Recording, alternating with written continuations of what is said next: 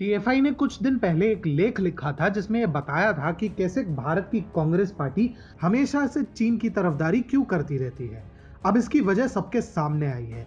एक नए खुलासे में यह बात सामने आई है कि कांग्रेस पार्टी और चीन की सत्ताधारी कम्युनिस्ट पार्टी के बीच वर्ष 2008 में एक एमओयू यानी समझौता साइन हुआ था, जिसके अंतर्गत इन दोनों ही पार्टियों को महत्वपूर्ण द्विपक्षीय, क्षेत्रीय और अंतर्राष्ट्रीय मुद्दों पर एक दूसरे को जानकारी देने का अवसर मिलता है।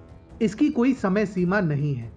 ऐसा लगता है कि आज भारत सरकार पर चीन के विरुद्ध कड़े एक्शन को लेकर विरोध का सामना करना पड़ रहा है, तो वह इसी एमओयू के कारण है। ऐसा भी हो सकता है कि एमओयू का पालन करने के लिए ही कांग्रेस का इकोसिस्टम जानबूझकर इस हद तक जा रहा है।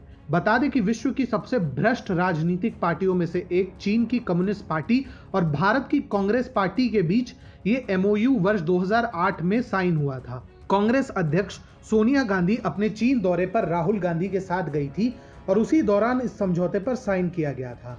इंडिया टुडे की एक रिपोर्ट के एक तरफ कांग्रेस से राहुल गांधी ने पार्टी के जनरल सेक्रेटरी के तौर पर साइन किया था, तो वहीं सीसीपी की ओर से तत्कालीन उपराष्ट्रपति और मौजूदा राष्ट्रपति शी जिनपिंग ने इस समझौते पर हस्ताक्षर किया था। यानी आज जो नेता और पार्टी पूरे विश्व में वुहान वायरस और लाखों मौतों के लिए जिम्मेदार है, उससे कांग्रेस पार्टी पहले ही समझौता कर चुकी है।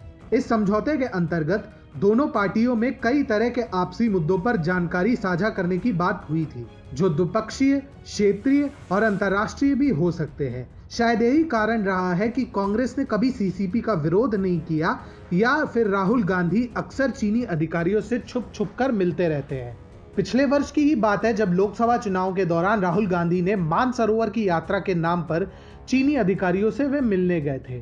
चीनी अधिकारी का मतलब भी सीसीपी है, क्योंकि चीन में कोई और राजनीतिक पार्टी तो नहीं है। इसी तरह जब डोकलाम में भारत की सेना चीन के विरुद्ध स्टैंड ऑफ में थी, तब भी राहुल गांधी चीन के राजदूत से मिलने पहुंचे थे। उस दौरान भी तत्कालीन विदेश मंत्री सुषमा स्वराज ने राहुल गांधी पर चीन के साथ गुपचुप बातचीत करके भारत का पक्ष कमजोर करने का आरोप लगाया था। आखिर ये भारत का पक्ष कमजोर करना नहीं तो और क्या है? एक राजनीतिक पार्टी का दूसरे देश की एकमात्र सत्ताधारी पार्टी जो करोड़ों लोगों की मौत के लिए जिम्मेदार है, उससे इस तरह का समझौता करने का क्या अर्थ है? हालांकि कांग्रेस ने इससे पहले भी एक बार नेल्सन मंडेला की अफ्रीकी नेशनल कांग्रेस के साथ इस तरह का समझौता किया था, लेकिन वह पार्टी गांधीवादी विचारधारा की ओर अग्रसर एक लोकतांत्रिक देश की पार्टी थी। परंतु कम्युनिस्ट पार्टी ऑफ चाइना तो माओ जैसे हिंसक नेता के कथनी पर चलती है, जो किसी भी विरोधी को समाप्त कर देने में विश्वास रखती है। इसके साथ ही चीन की कम्युनिस्ट पार्टी डिक्टेटरशिप के माध्यम से सत्ता चलाती है, जहां लोगों की कोई नहीं सुनता। जिस तरह से कांग्रेस आज भी बर्ताव कर रही है, उससे स्पष्ट समझा जा सकता है कि भारत की सबसे पुरानी पार्टी सीसीपी के साथ हुए समझौते का पालन कर रही है।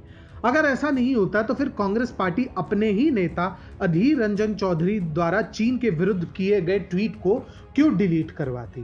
कांग्रेस के जिस तरह से भारत विरोधी रुख अपनाया गया है, चाहे वो गलवान घाटी का मामला हो, या फिर डोकलाम हो, या फिर चीनी घुसपैठ को नजरअंदाज करना हो, इन सभी कदमों ने भारत को चीन के विरुद्ध कमजोर किया है, जिसका खामियाजा देश को चुकाना पड़ रहा है।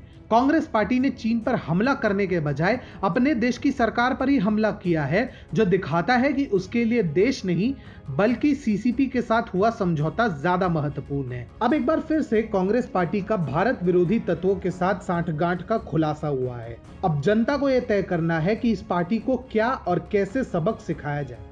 नमस्कार मित्रों, मेरा नाम है अतुल मिश्रा और मैं आशा करता हूं कि यह वीडियो आपको अच्छा लगा होगा। हम 2012 से ही भारत में सोशल मीडिया पर राष्ट्रवाद और हिंदुत्व की अलख जगा रहे हैं। हमारा नवीनतम प्रयोग है टीएफआई स्टोर, जिसका मुख्य उद्देश्य है वामपंथी इतिहासकारों द्वारा दबा दिए गए हिंदू वीरों को पुनः जागृत व स्थापित करना और साथ ही साथ देव भाषा संस्कृत का प्रचार प्रसार करना।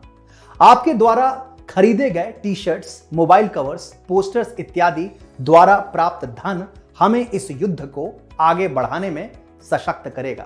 इससे जुड़ी सारी जानकारी वीडियो के डिस्क्रिप्शन सेक्शन में है।